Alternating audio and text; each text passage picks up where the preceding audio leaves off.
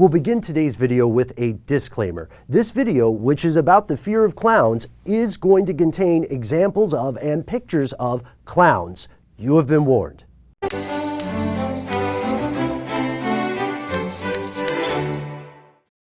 When's the last time you saw a clown in person?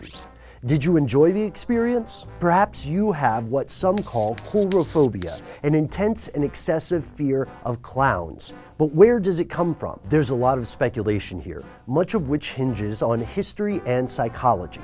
Let's look at the history first. Jesters, clowns, and other silly entertainers are part of an ancient tradition. These ancestors of clowns were worlds away from our modern buffoons, but they still had the basics down: garish clothing and, more importantly, the manic ability to do or say taboo things without consequence. The prototypes of contemporary clowns are generally thought to be Joseph Grimaldi and Jean-Gaspard Deburau, both of whom had pretty unpleasant lives off stage. Grimaldi died penniless, one more in a long lineage of alcoholics, whereas Deburau killed a boy in the street.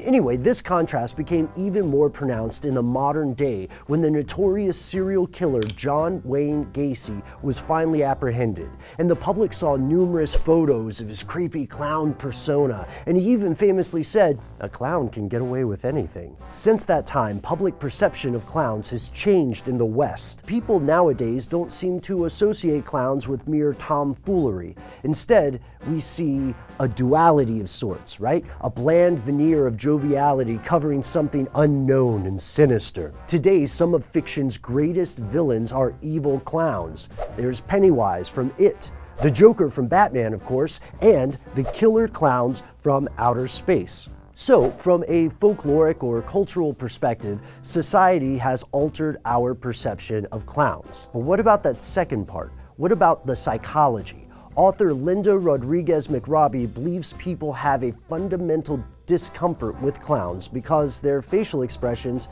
just can't be trusted. There's an unfaltering, painted smile that breeds distrust in an audience. And we can't talk about this sort of psychology without also mentioning Sigmund Freud's concept of the uncanny valley.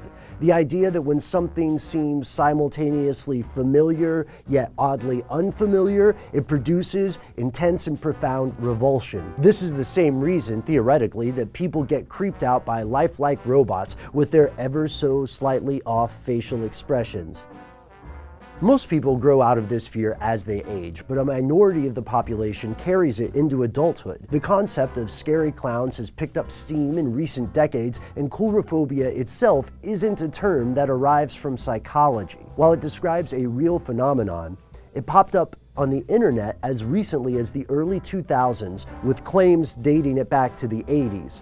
So, in some ways, this could be a fad. But if so, it's a fad built on solid psychological and cultural roots. The concept of the evil clown exists now, and it isn't going away anytime soon, which is a bit of a shame. I mean, clowning's gotten a bad rap, and a largely unfair one at that.